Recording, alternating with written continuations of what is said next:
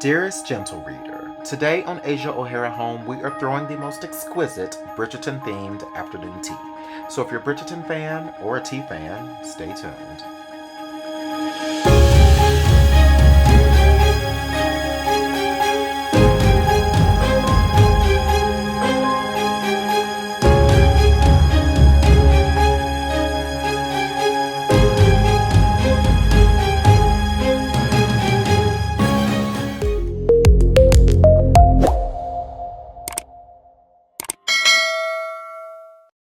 Okay guys, for our florals, we're starting with these 12-inch diameter glass shallow containers that I'm filling with some pre-soaked biodegradable floral foam that I have soaked in some warm water and flower food. Now, if you're using floral foam in your home, please use the biodegradable kind. It's just better for you, for your family, and for the environment. And once I have the bottom layer completely filled, I'm going to stack another layer on top. I'm going to trim it and make sure there are as many flat edges as possible so I have a lot of surface area to insert my flowers. Once that is done, I'm going to secure this to the container with some floral tape so it's nice and taut and tight and secure.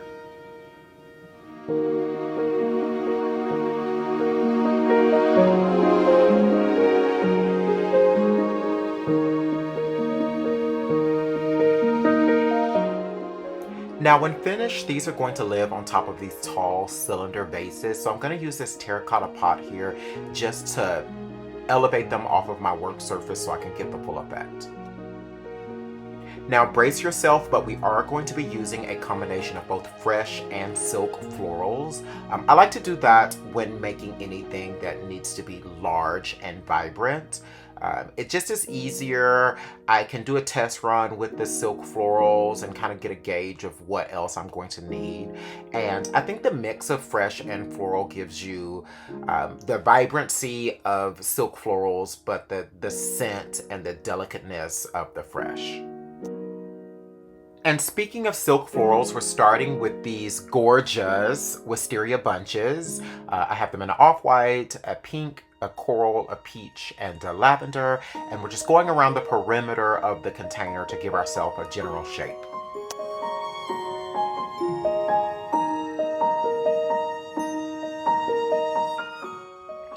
And as always with any type of silk floral bush or pick or anything of that nature, you always want to go through and separate each individual stem so it just looks a little bit more realistic and natural and lifelike. You have more coverage.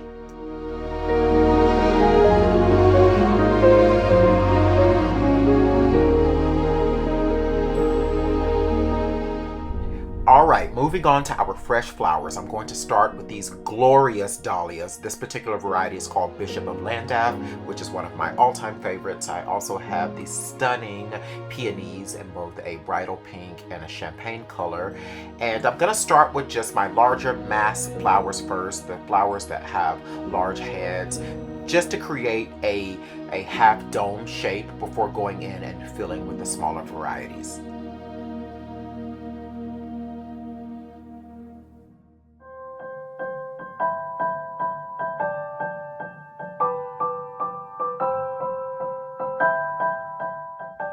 And just a quick note, all of the materials that I'm using today are very easily obtainable. The wisteria bunches I believe I got at Michael's, but you can find those at any big box home decor store, and all of the fresh florals are from the grocery store, from Trader Joe's I believe.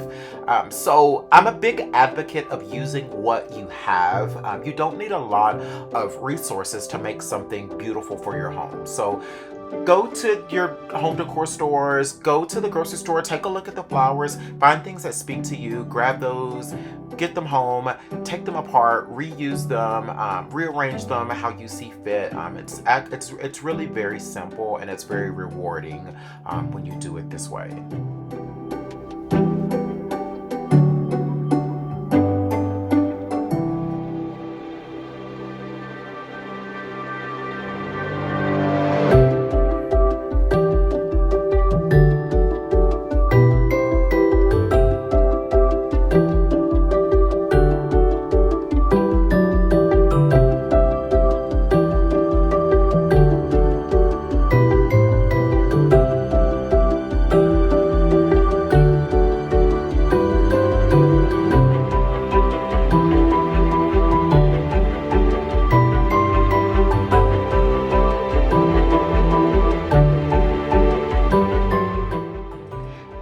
I have used all of my large flowers. You'll see me going in and just filling in the negative space with all of my smaller varieties. I have spray roses, spray carnations, some stock, snapdragons, delphinium, just anything that I saw that had texture, some Queen Anne's lace.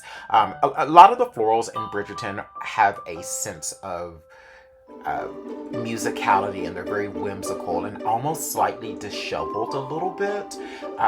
So I'm using a ton of different varieties of florals to get that effect. But again, all from the grocery store.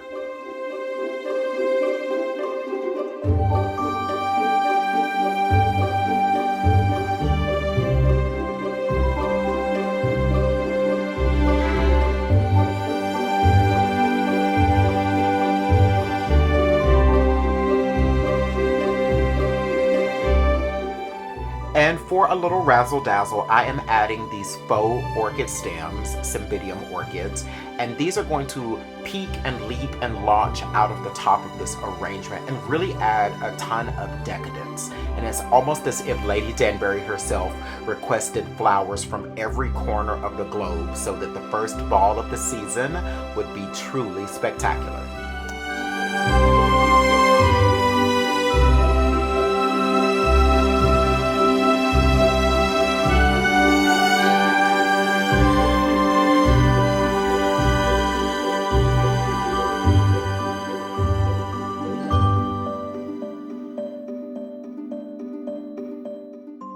Okay, moving on to the table, we are starting with this beautiful 100% linen floral tablecloth, which is available at asiaohara.com, and I'm just making sure that this is centered and smooth.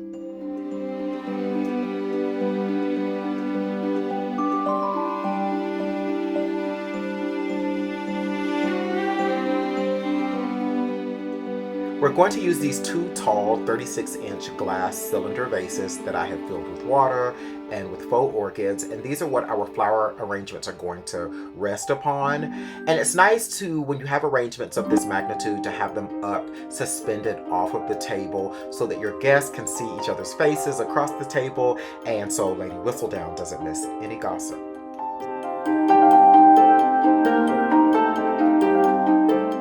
For our dinner plates this afternoon, we are using these Jungle Fantasy plates, which are available at asiaohara.com, and we're going to pair those with one of my favorite vintage china patterns. This is called French Court by Mirafield. It's absolutely stunning. It has a lovely cool tone lavender floral motif around the edge, which I love. And because our florals are suspended in the air, I'm going to use these floral garlands just to add some depth and texture to the table, and just so we have a little bit of life at the actual level that we're going to be enjoying our tea.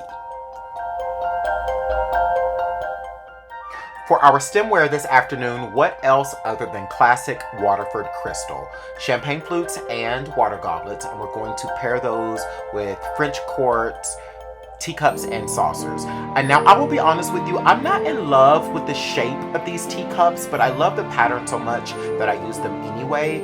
And in classic Asia O'Hara style, I forgot to put chargers under the dinner plate. So you see me here going back and just adding these lovely gold hammered chargers on top of our placemats.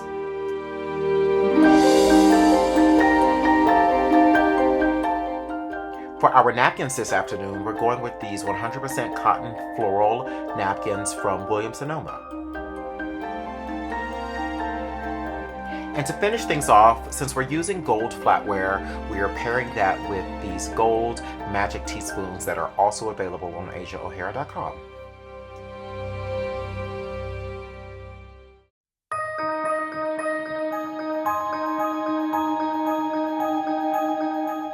Dearest gentle readers, I want to thank you so much for joining me for tea today, and I can't wait to see what Lady Whistledown has to say about this.